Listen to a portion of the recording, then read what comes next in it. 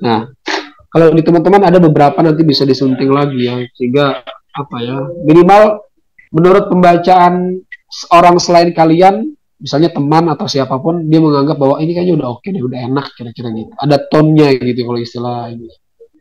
Secara umum, tema dan perbendaharaan kata dalam puisi masih stagnan. Ini harus saya katakan teman-teman bahwa misalnya kata malam itu ya selalu diungkapkan dengan yang sama dari satu puisi dengan puisi lainnya. Pasti malam itu konotasinya kepada hal yang gulita, gelap, kesendirian, dan itu saya jumpai dari setiap puisi teman-teman. Atau misalnya kalau ngomongin apa lagi yang paling klise juga ngomongin hujan misalnya. Kalau hujan itu kenangan, kaitannya ke sana gitu. Kemudian hujan itu hal-hal yang apa ya, yang romantik. Padahal hujan itu bisa dieksplorasi sedemikian rupa. Tinggal teman-teman pengennya apa. Nah, nanti sekali lagi hal-hal semacam ini bisa menjadi catatan secara umum, bisa diperbaiki, dan nanti tentu saya menunggu karya ini bisa dimuat di website atau di koran, majalah yang memuat karya sastra. Kira-kira itu Pak Saibu. Pas nih saya Luar, luar biasa Mas Imam.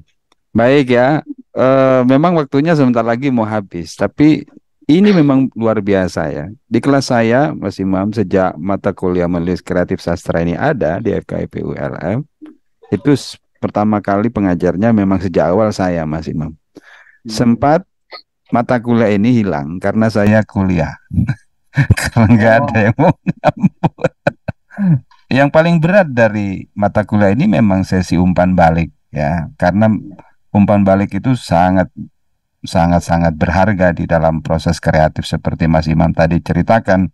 Bagaimana pengalaman proses Mas Imam mudah-mudahan bisa menginspirasi kita semua, termasuk juga saya yang juga belajar menulis puisi ya. Saya sebetulnya juga belajar Mas Imam ya.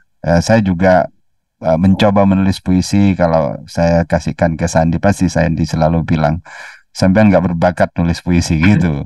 Itu sudah menghakimi saya luar biasa. Tapi saya tidak pernah menyerah dan tetap menulis. Dan memang harus seperti benar kata Mas Imam ya. eh, Ternyata setelah menyimak paparan Mas Imam kurang lebih 2 jam luar biasa kan. Ini bonus istimewa dari orang Ciputat. Dan jarang loh. Saya seringkali Mas Imam ingin mengundang sebetulnya kawan-kawan penyair di Kalimantan Selatan untuk masuk ke kelas ini. Tapi kan mode mereka kan masih mode sebagai penyair. nah, Sulit sekali mencari penyair yang bisa modenya itu mengaktifkan mode pedagogi puisi. Nah, apa yang disampaikan oleh Mas Imam adalah satu kekayaan yang menurut saya penting dimiliki oleh peserta mata kuliah ini karena mereka juga adalah calon guru kan. Mereka nanti akan mengajarkan sastra. Jadi wajar kalau mengapa di sekolah-sekolah kita itu pembelajaran sastra itu dijauhi karena prosesnya seberat yang Mas Imam ceritakan tadi ya. Untuk menjadi guru sastra itu sangat berat sekali. Kalau dengar ceritanya Mas Imam ya, bagaimana seorang guru itu harus secara bersungguh-sungguh berinteraksi dengan penyair. Berinteraksi bukan ketemu ngopi, bukan, tapi membaca karya-karyanya secara intensif dan begitu ketemu dengan orangnya, lalu mempertanyakan.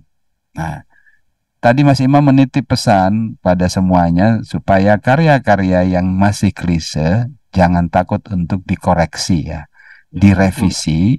Nanti karena luaran mata kuliah ini Mas Imam sejak awal memang dulu pernah ada anjuran untuk ketika media masih ramai untuk mengirim ke media ya, media cetak atau media online dan ada insentif khusus dari mata kuliah ini untuk mereka yang karyanya berhasil dibaca oleh publik ya kan. Memang ada insentifnya.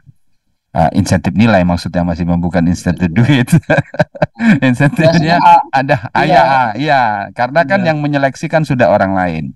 Nah, iya. tadi kita bisa lihat bagaimana dari sekian banyak puisi ini, ya meskipun itu belum sempurna karena kayaknya mereka masih belum move on dari latihan pertama. Mereka masih terngiang-ngiang dengan latihan bunyi. Padahal kita sudah pindah loh, Mbak Bim. Sudah saya katakan, kita pindah ke latihan personifikasi.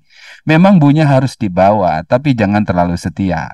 Jadi Hmm. cobalah untuk bereksplorasi, mencoba cara-cara baru supaya puisinya tidak seperti itu lagi. Ini kan masuk ke latihan ketiga nanti Mas Imam. Mereka harus mengeksplorasi Yang ketiga itu latihannya kalau nggak salah itu membuat puisi dengan diksi-diksi yang menghidupkan citra indrawi itu Mas Imam. Jadi ini masuk ke level ketiga. Tapi bukan berarti ketika mereka itu latihan ketiga, bukan berarti latihan apa pengalaman dari latihan pertama dan kedua harus ditinggalkan. Tetapi kan itu untuk melengkapi, kemudian Iya. dimodifikasi sedemikian rupa.